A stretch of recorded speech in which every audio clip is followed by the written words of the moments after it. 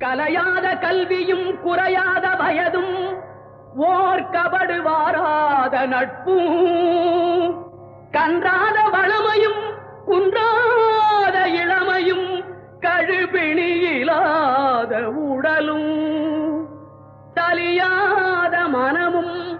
அன்பு அகலாத மனைவியும் தவறாத சந்தானமும்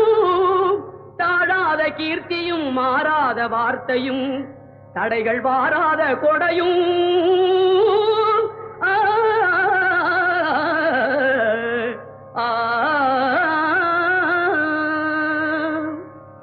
தொலையாத நிதியமும்